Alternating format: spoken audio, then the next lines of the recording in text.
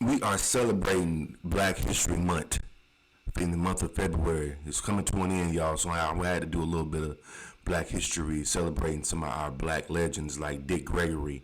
This is his book, Defining Black Moments in Black History, Reading Between the Lines. Um, the late great Dick Gregory. This is people. This is a comedian turned, I would say, revolutionary who influenced people like Richard Pryor and Dave Chappelle. Let's go ahead and get into this book, guys, and I'm gonna come back with my reaction. Hit that thumbs up button. And Johnson signed the Civil Rights Act into law on July 2nd, 1964, with Martin Luther King Jr. standing right behind him. The Civil Rights Act brought a new day for black folks. But something else happened too, what they call a white backlash. Some white folks got resentful and even violent when the Civil Rights Act started getting enforced. And that backlash had a lot to do with the rise of a segregationist presidential candidate, George Wallace. Decades later, we had 8 years of a black president, and some folks resented that so much that the next thing we knew, the more things changed, the more they stay the same. Passage of the Voting Rights Act, 1965. The Voting Rights Act, its 50-year anniversary was celebrated a couple of years ago.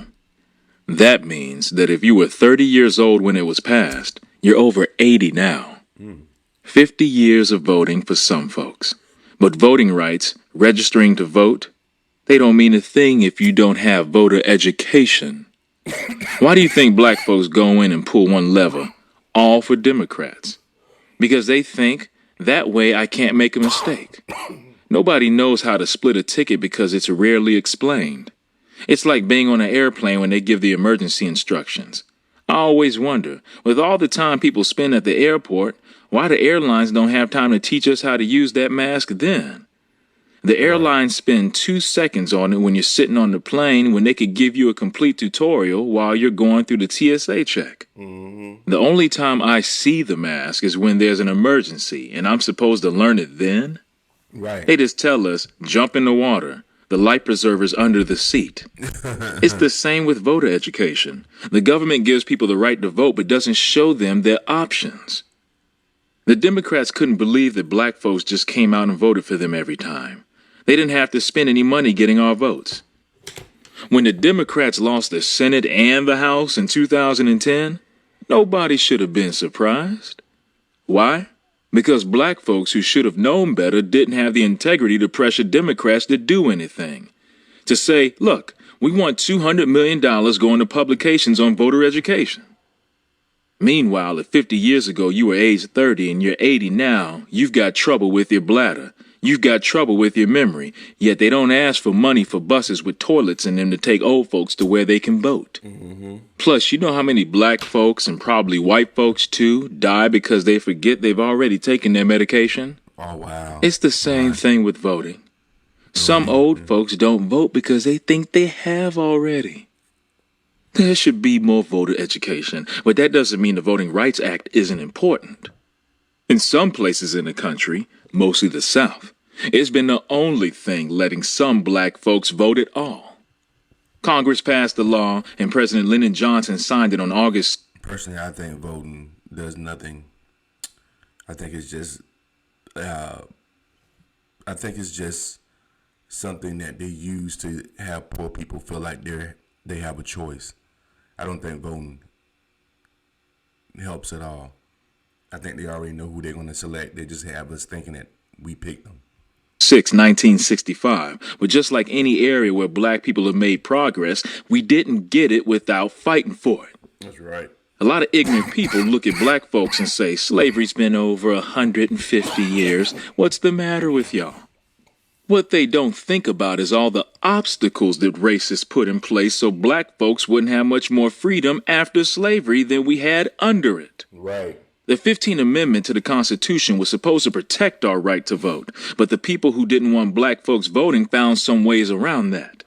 At first, beginning in the 1860s, right after slavery ended, they used plain old violence to try to keep us away from the polls. That's right.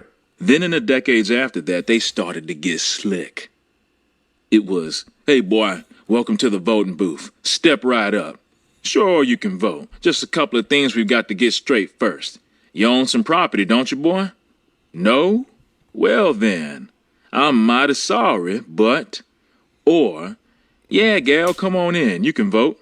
Just as soon as you read this here document, all these fancy words I don't even understand myself, and tell me exactly what it all means. Right.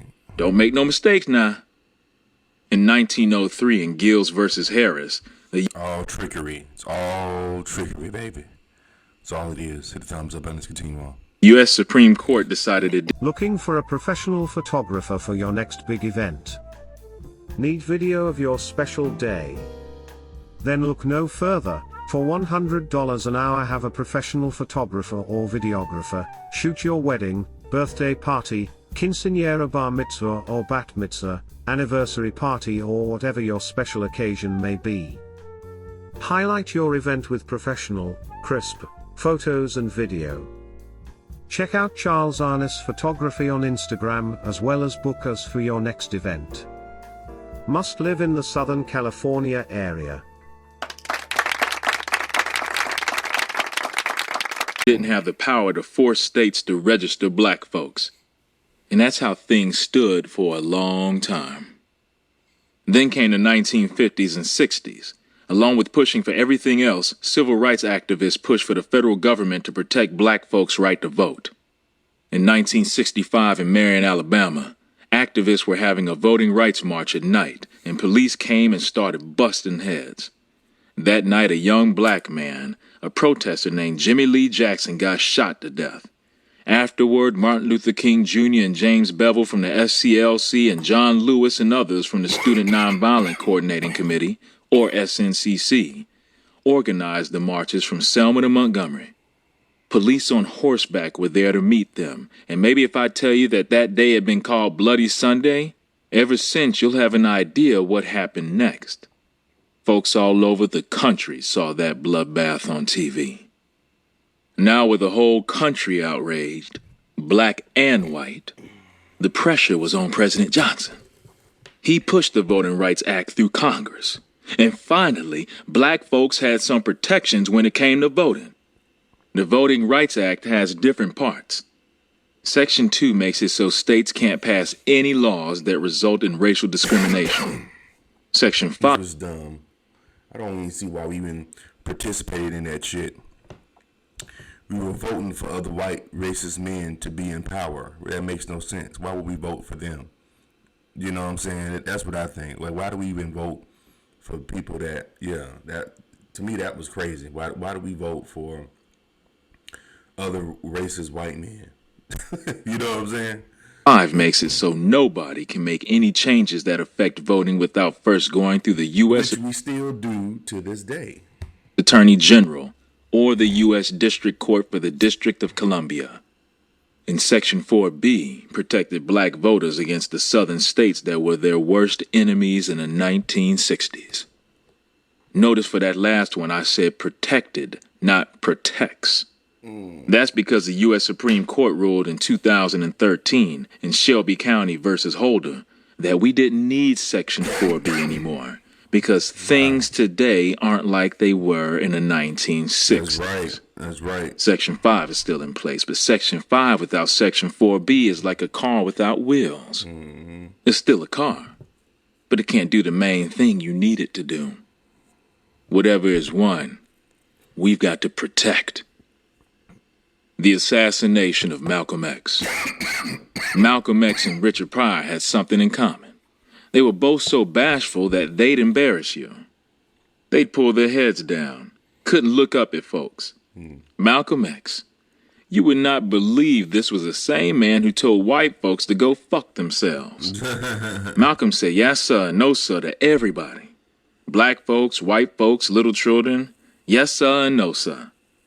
And I used to believe he was the biggest fool in the world because he'd memorized a dictionary. Right. I say, why not just carry a dictionary in your hand? Malcolm, touch your hand. I'd say, now if you could open up your head and touch your brain matter, it's soft as cotton. So if you wouldn't carry a dictionary with this kind of skin you've got on your hand, why would you put it in your damn head? Malcolm called me the day they killed him. What? Another time when he called me, he was selling wolf tickets. He said, Dick Gregory, it's Brother Malcolm. He said, "We'd like to know when you can come down to the mosque." I said, "What time is it now?" Turned out to be 11. I said, "Send a car out here. In about a half an hour, I should be dressed." He said, "Okay." Then he called back. He said, "Man, I'm sorry, you can't come out here tonight. 99% of your audience is white." Meaning that if my audience knew I was hanging around with him, they wouldn't be my audience anymore. I said, "Malcolm, you dog, you. Send a car out here to pick me up. Bring me to the mosque. And we'll stand in front of the mosque and take a picture, and I want it on the front page." And he did it. Still, he was just bashful. As I was saying, Malcolm called me the day they killed him. February 21st, 1965. He said, "Brother Greg..." February 21st. That's wow. That's coming up on his anniversary, February 21st, 1965. That's coming up. It's February 17th now. So it's coming up next week. It's going to be anniversary of his assassination. Wow. Crazy, man. Hit the thumbs up button, y'all. Let's continue on. "You coming by today?" I said, "Malcolm, I love you. I love you so much. I don't even want to take a chance to be there because I knew the government was going to kill him." He said, "What do you mean, Brother Greg?" I said, "Well, I closed tonight at Basin Street East, but I had my wife book me a flight into Chicago at 8 o'clock this morning, and I had them book me into a college about 10 miles from the airport, way beneath my salary. And I'm going to go there and speak this afternoon, and I'm going to stay there until they tell me you're dead, because I'm not going to let this government get two of us for the price of one. And I'm going to call Adam Clayton Powell when I finish talking to you and beg him not to go there, because today the United States government is going to get you." Right. Then I went to Chicago. And I was there when they came and told me that Malcolm had been killed. Wow. Malcolm was killed because of another brother, Pio Gama Pinto. Pinto was born in Nairobi, Kenya. He's the one who changed Malcolm's views from black nationalism to Pan-Africanism. He's the one who persuaded Malcolm when he went to Mecca and stayed 7 weeks to meet with all the real leaders of Islam. Oh, wow. He was also the one who discussed with Malcolm bringing American racism to the steps of the United Nations. And 4 days after Malcolm was shot dead in New York City, Pinto was gunned down in Nairobi. Whoa. 4 days. So don't tell me that black Muslims killed Malcolm. Now let me show you how this white racist system treats black folks. When the black folks the government hired to kill... They use hateful brothers to do it. It was black people that did it, though. So it's still black people that did it. Black Muslims that did it. I mean, you know what I'm saying? If somebody, "Hey, I need you to go kill somebody. Do this for me. I set you up." All I do is, "No, motherfucker." Like, you know what I'm saying? When Malcolm got ready to do it, Malcolm was standing on a stage at the Audubon Ballroom in Harlem. They threw a smoke bomb in the back. When the commotion started and everybody was going this way and that, the brothers ran up with double-barrel shotguns and shot up at him. Under the Freedom of Information Act, we were able to get the autopsy of Malcolm, and all the bullets in Malcolm were going downward. Damn. That means the government had such a low view of those black folks that they didn't even give them real bullets. They gave them blanks. Malcolm was shot from above.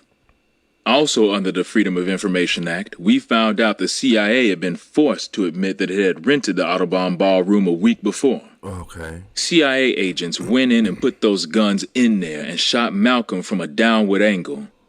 That's what this game is about. It's all lies. You know the story about when somebody drove a car by and firebombed Malcolm's house?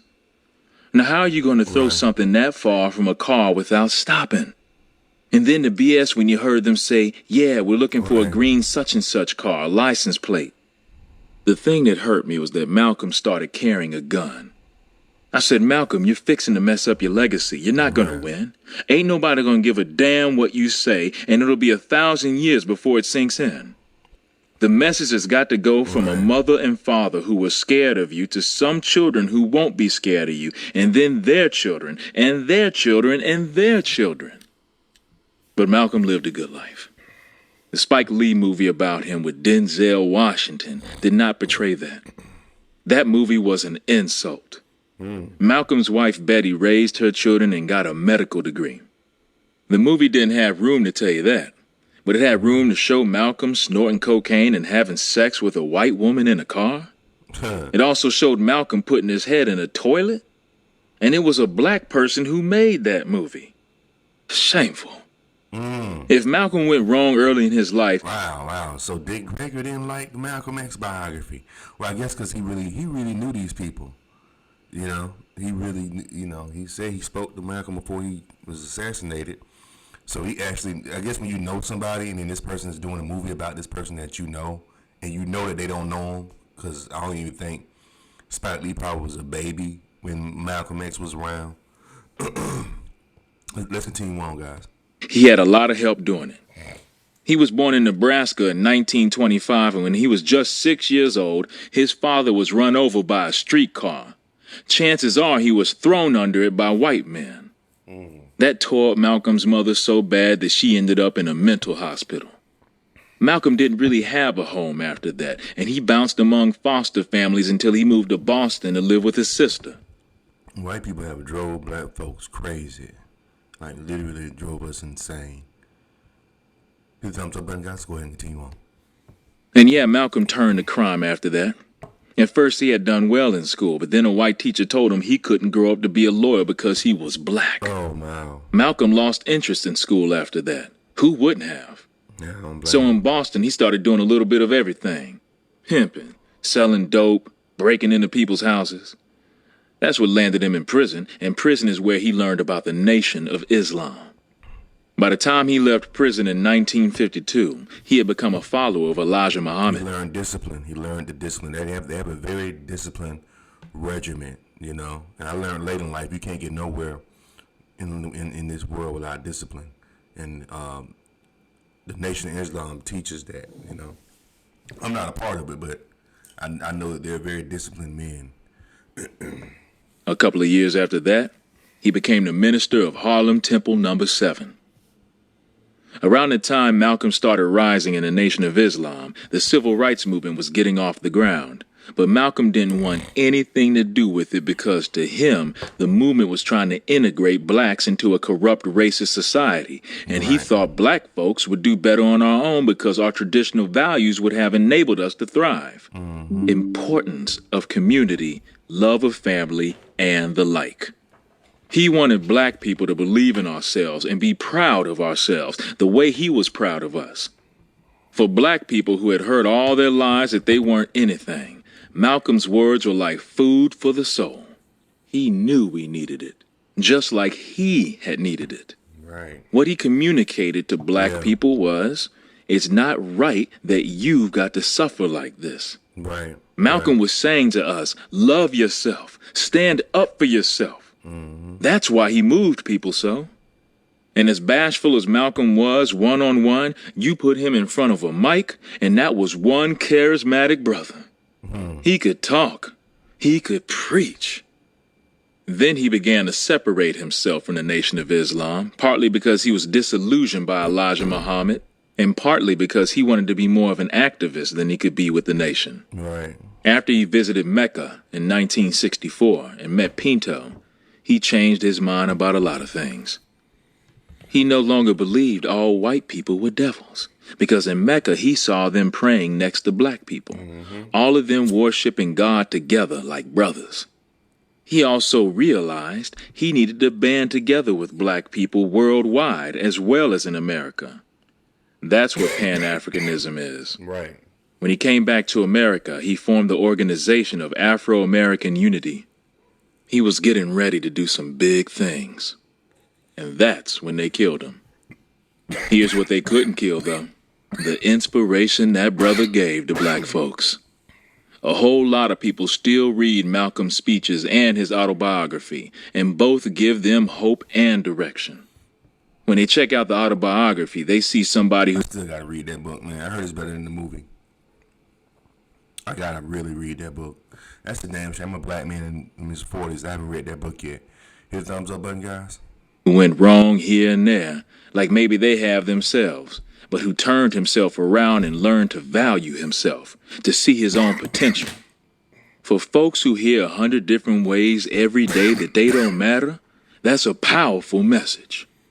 Malcolm was the messenger black folks needed. Martin Luther Anyway, y'all, that is from the defining moments in Black history. Reading between the lines, Dick Gregory. Dick Gregory knew everybody. Martin Luther King, Medgar Evers. Like, he knew everybody. He had an amazing life. He lived to be almost 100 years old.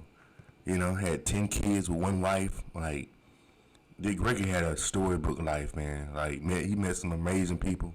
He saw some horrendous things in his life. Like, if I had the budget, which I'm speaking into existence. When I get the budget, I want to be able to produce a Dick Gregory biography. I think it'll be so dope, like a really good, classy one.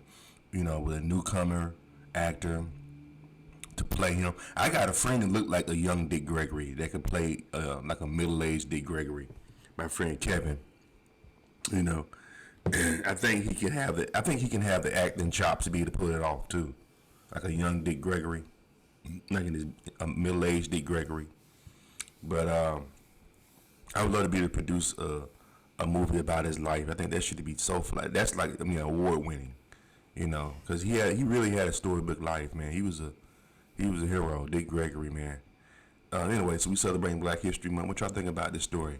Leave your comments and subscribe to Charles and Ned's World. Hit that thumbs up button. Appreciate it.